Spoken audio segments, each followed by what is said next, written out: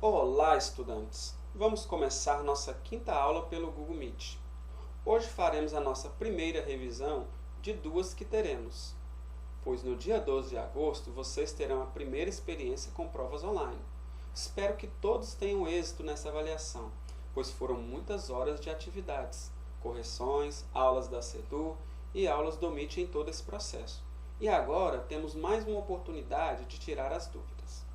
Como tivemos vários conteúdos ao longo dessa jornada remota, vou dividir nossa revisão em duas partes. Iremos trabalhar com progressão aritmética, equação de primeiro grau, sistema de equações e equações de segundo grau na primeira parte. Os outros conteúdos serão trabalhados na semana que vem. Então, vamos estudar. E ao longo da revisão, faça as perguntas que forem necessárias, ok? Dividi essa revisão em 4 exemplos e aí eu vou falando um de cada vez. Vamos ao nosso primeiro exemplo. O que nós temos aqui no primeiro exemplo? Antônio mora na 30ª casa de uma rua em que foram construídas casas somente em uma das calçadas. A identificação numérica dessas casas forma uma sequência que tem o padrão descrito abaixo, sendo 257 o número da primeira casa. Qual é o número da casa de Antônio? Então nós temos ali 3 casinhas, o desenho da quarta está um pouco cortado, né? Então continua aí, nós temos várias casas e aí a gente vai trabalhar até a 30ª casa, que é a casa do Antônio. Olhando os números dessas 3 primeiras casas, de 257 até chegar a 252, estamos ali subtraindo 5 unidades. De 252 até chegar a 247, também está sendo subtraído 5 unidades. E eu poderia fazer isso até chegar à casa de Antônio. Diminui 5, chega à próxima casa, diminui 5, chega à próxima, até chegar à casa de Antônio. Mas dá um trabalho muito grande. Mas esse tipo de sequência, que nós temos uma constante aí sendo subtraída ou somado, nós temos aí uma progressão aritmética. Então nós vamos utilizar os conceitos aprendidos sobre progressão aritmética. Para achar o último termo, nós vamos usar o termo geral, que é essa fórmula que nós aprendemos aí nesse percurso dessas aulas remotas. A n ali é o último termo, A1 é o primeiro termo, n é o número de termos e r é a razão que está ali entre cada termo. A n é o último termo, eu não conheço, que é a 30ª casa, que é a casa de Antônio. Então vou colocar aqui a 30. Por que a 30? Porque nós temos ali 30ª. E esse n aí que está na parte inferior direita do A se chama índice, caso alguém não lembre aí, que indica ordem. Então 30 não fica do lado do A, fica na parte de baixo direita aí do A, que é um índice. O primeiro termo é 257, que é a primeira casa. 30 é o valor de n, que a gente já substituiu ali antes da igualdade. 30 menos 1. Vezes menos 5. Por que menos 5? Porque eu estou diminuindo 5 a cada um dos termos que eu vou passando. E aí, a partir daí, nós vamos resolver operações básicas de matemática. Primeiro, elimina-se os parênteses. Então, eu vou pegar 30 menos 1, que dá 29, e vou repetir todo o restante. Agora, nós temos uma adição e uma multiplicação. O que vem primeiro? A multiplicação. Então, 29 vezes 5, 5 vezes 20, 100, 5 vezes 9, 45, então nós temos 145. Mas tem que multiplicar os sinais também. Então, mais vezes menos, dá menos. Então, teremos o quê? 257 menos 145. E aí, subtraindo esses dois, nós chegaremos ao número da casa de Antônio, que é 112. E aí, chegamos ao resultado do problema. Mas eu não vou parar por aí. Vamos aí tentar trabalhar mais com esse problema. Se eu perguntasse a vocês, qual é a soma dos números dessas casas? O que vocês me diriam? Soma dos termos de uma progressão aritmética também é um conceito que vocês aprenderam. Não faz sentido eu pegar aqui 257 mais 252 mais 247 mais o próximo até chegar ao último termo, que vai dar muito trabalho. Então, para somar os n primeiro termos de uma PA finita, Sn é igual a quem? Primeiro termo mais o último entre parênteses, vezes o número de termos dividido por 2. Primeiro termo, 257, que é a primeira casa. O último termo, acabamos de descobrir que é o número da casa de Antônio. O número de termos é 30, por quê? Vai da primeira até a 30ª casa. E aí, substituindo tudo, nós temos 257 mais 112 vezes 30 dividido para 2. Somando esses dois, eu tenho 369 e repete o restante. Nós temos aí uma multiplicação e uma divisão. Não importa qual que você siga primeiro, ou a multiplicação ou a divisão. Entre essas duas, a ordem não importa. Eu vou dividir primeiro. Vou pegar 30 e dividir por 2, que eu acho mais fácil. Então, 369 vezes 15, que é o resultado dessa divisão. E 369 vezes 15, eu vou chegar à soma de todos esses números, que é 5.535. Bem mais fácil do que fazer todas essas adições desses 30 números. Então, relembramos aqui alguns conceitos sobre progressão aritmética, que é o primeiro conteúdo mencionado lá em cima. Ok? Espero que vocês tenham acompanhado direitinho aí. Vamos ao nosso segundo exemplo. O que nós temos aqui no nosso segundo exemplo? Durante uma obra em sua casa, Vinícius foi até uma loja de material de construção e comprou alguns interruptores, que custaram ao todo R$ 32,00 e 5 sacos de cimentos iguais. Vinícius pagou R$ 127,00 por essa compra. Quanto custou cada saco de cimento que Vinícius comprou nessa loja? Quando a gente não conhece alguma quantidade em matemática, a gente pode representar por uma letra, ou que seja x, y, a, b, a gente pode fazer isso. Então é isso que nós vamos fazer. Vou colocar x, o valor do saco de cimento. Então seja x o preço de cada saco de cimento. A partir daí, eu posso estar usando esse x para traduzir o que nós temos lá no problema. Então, x eu posso colocar em função dos outros números, aí eu posso montar uma expressão algébrica. E essa expressão algébrica vai ser uma equação, porque eu vou conseguir uma igualdade aí. Então, nós temos lá em cima R$ 32,00 mais o que ele gastou com os sacos de cimento é igual a 127, que é o preço total pago na loja. Só que x é o preço do saco de cimento que a gente acabou de assumir aqui no início do problema. Então, para saber o valor de 5 sacos de cimento, então 5 vezes o valor unitário. Então, 5 vezes x, que dá 5x. Então, 32 mais 5x vai dar 127, que é o valor total. Como 32 não pode somar 5x, então nós vamos separar os termos semelhantes. Então, 5x vai ser 127 menos 32. Que isso vai dar o quê? 5x é igual a 95.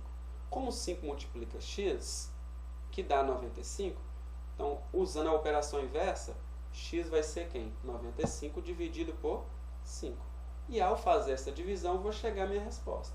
Logo, x é igual a R$19,00. R$19,00 é o preço de cada saco de cimento. Respondido aí o exemplo 2, usando equação do primeiro grau. Poderia resolver de outra forma? Sim. Então, tem várias formas para resolver esse problema, mas a equação do primeiro grau é uma delas. Ok? Espero ter ajudado aí a relembrar alguns conteúdos que nós vimos sobre equações de primeiro grau. Vamos ao nosso exemplo de número 2. O que nós temos aqui no exemplo de número 2? Em uma academia, Priscila realizou um treino aeróbico de pedalada e de caminhada em aparelhos ergométricos. Esse treino durou 60 minutos, descontado o tempo gasto na troca de aparelhos. O tempo que Priscila caminhou, acrescidos de 12 minutos, corresponde ao dobro do tempo que ela pedalou. Quanto tempo, em minutos, Priscila caminhou durante esse treino? Então, vamos tentar traduzir esse problema. Tem duas coisas que nós não conhecemos: o tempo da pedalada e o tempo da caminhada. Então, se eu tenho dois valores que eu não conheço, ao invés de usar uma letra, eu posso usar duas.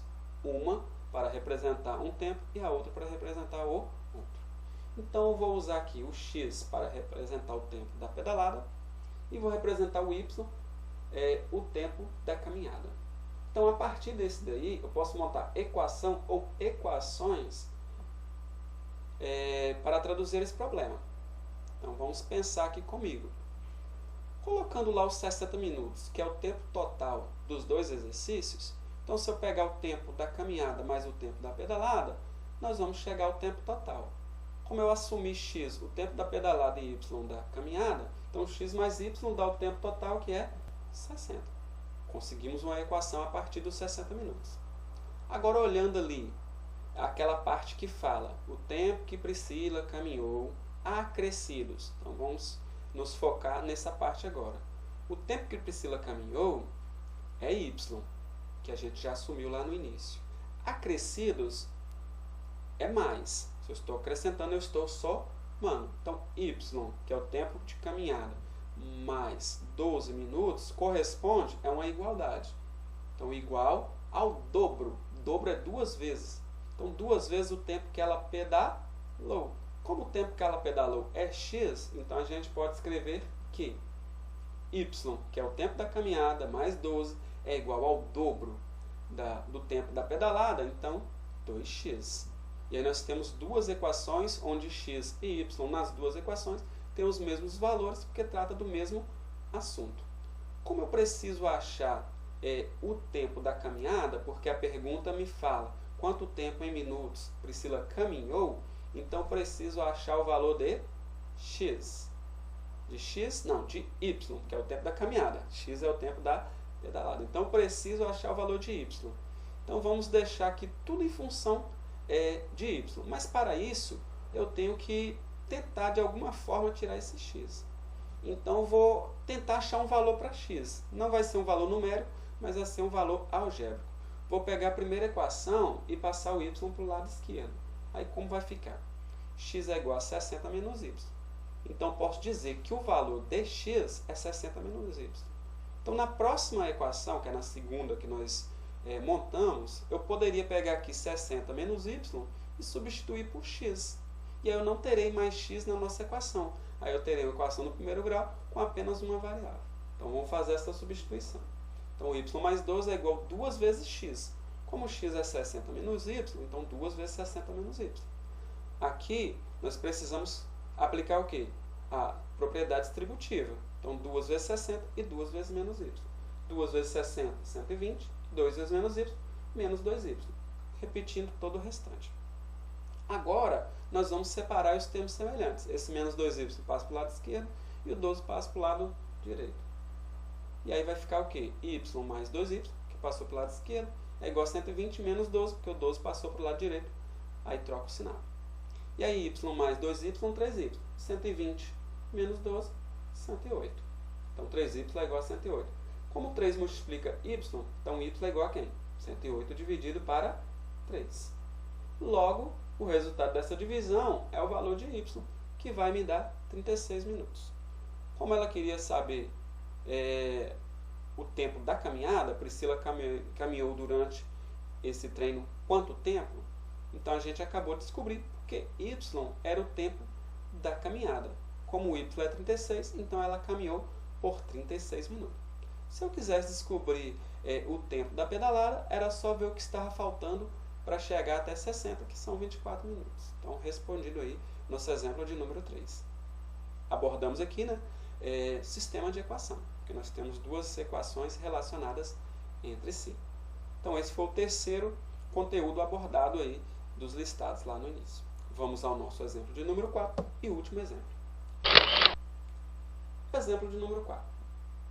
Durante a confraternização de fim de ano de uma empresa, cada funcionário participante entregou um presente para cada um dos demais funcionários que participavam dessa confraternização, totalizando 90 presentes distribuídos. Qual é a quantidade total de funcionários que estavam participando da confraternização dessa empresa? Aqui nós temos um problema o seguinte: eu não conheço a quantidade de funcionários. Ok? Então vamos aqui colocar uma variável para o número de funcionários. Então, seja x o número de funcionário, x é o número de escolhas para o primeiro que vai entregar o presente. Porque um entrega o presente e o outro recebe. Ok? Então, x, além de ser o número de funcionários, pode ser o número de escolhas que eu faço para a primeira pessoa que vai entregar o presente. Só que tem a pessoa que recebe o presente. Então, a pessoa que recebe o presente pode ser a mesma pessoa que está entregando? Não. Então, para a segunda possibilidade, eu tenho uma possibilidade a menos. Por quê? A primeira está entregando o presente, eu não posso repetir a primeira pessoa no segundo, que é a pessoa que vai receber. Então, digo que x menos 1 será o primeiro que vai receber o presente.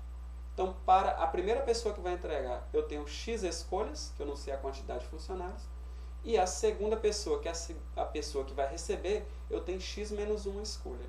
E cada uma dessas escolhas, eu vou combinar todas elas, porque eu quero saber a quantidade total de escolhas que nós temos lá em cima. Porque quando um entrega e o outro recebe o presente, nós temos um presente envolvido. Mas lá nós temos 90 presentes.